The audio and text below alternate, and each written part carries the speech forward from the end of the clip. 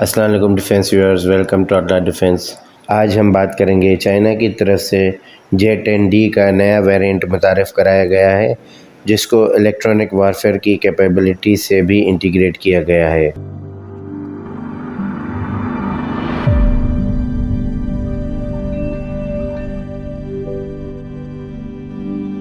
حال ہی میں چائنا کی طرف سے J-10 کے نئے ویریئنٹ کے کچھ فوٹوز لیک کیے گئے ہیں۔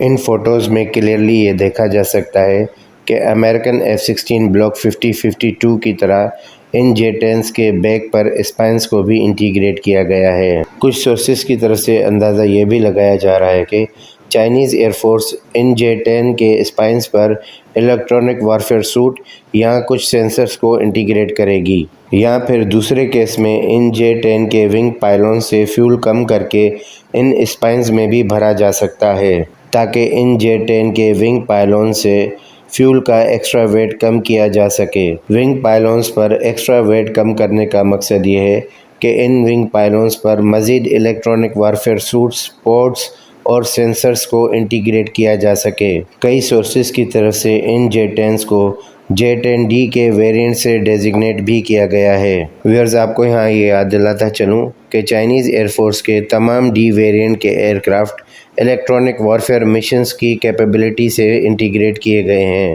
ابھی تک کے دنیا کے تمام سنگل انجن فائٹر جیٹس میں J-10 کے ایسا راڈار کو دنیا کا سب سے بہترین راڈار بھی مانا جاتا ہے۔ ان J-10 کے active electronically scanned array radars 1200 TR modules پر مشتمل ہیں، جبکہ انڈین ایئر فورس کے ریفیل فائٹر جیٹس کے ایسا راڈارز 833 TR موڈیولز پر مشتمل کیے گئے ہیں۔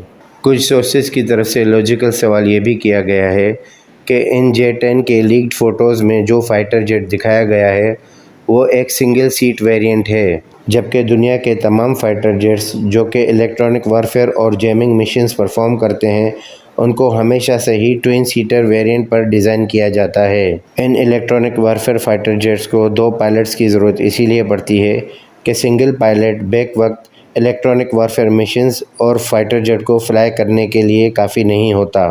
ان فائٹر جیٹس کے فرنٹ سیٹ کا پائلٹ ایئر کرافٹ کو فلائی کرنے کے مشنز پرفارم کرتا ہے، جبکہ ریئر سیٹ کا پائلٹ الیکٹرانک وارفیئر اور جیمنگ کے مشنز پرفارم کرتا ہے۔ آپ کو یاد ہوگا، اس سے پہلے American navy EA-6B prowler electronic warfare aircraft پر الیکٹرانک اور جیمنگ مشنز پرفارم کرنے کے لیے 4 پائلٹس کو بھی ماؤنٹ کرتی آ رہی تھی، جبکہ کئی عرصے سے امریکن نیوی نے ان پرولر ایئر کرافٹ کو ریپلیس کر کے اپنے نئے FA-18 فائٹر جیٹ پر بیسڈ FA-18G گرولر فائٹر جیٹس پر 2 پائلٹس کو الیکٹرانک وارفیئر مشنز پرفارم کرنے کے لیے انٹیگریٹ کیا ہے۔ لیکن یہ بھی ہو سکتا ہے کہ چائنیز ایئر فورس ٹیسٹنگ کے غرض سے ان فائٹر جیٹس کو سنگل سیٹ ویریئنٹ پر ٹیسٹ کر رہی ہے، اور ممکن ہے کہ فیوچر میں چائنیز ایئر فورس ان ایئر کرافٹ کے ٹیسٹ مکمل ہونے کے بعد ان فائٹر جیٹس کو ٹوئن سیٹ ویریئنٹ پر ہی متعارف کرائے۔ اور یہ بھی ممکن ہو سکتا ہے کہ چائنیز ایئر فورس ان electronic warfare J-10 fighter jets کو سنگل سیٹ ویریئنٹ پر ہی متعارف کرائے، اور یہ بھی ممکن ہے کہ الیکٹرانک اور جیمنگ کے مشنز ان فائٹر جیٹس پر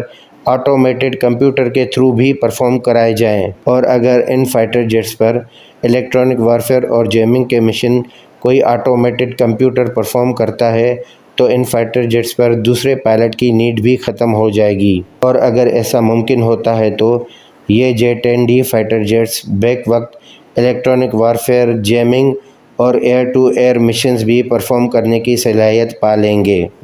اسی بات پر ہم اپنی آج کی ویڈیو یہیں پر ختم کریں گے۔ ہوپ فلی چیزیں یہاں تک کلیئر ہوئی ہوں گی۔ اپنی دعاؤں میں یاد رکھیے گا۔ پاکستان زندہ باد۔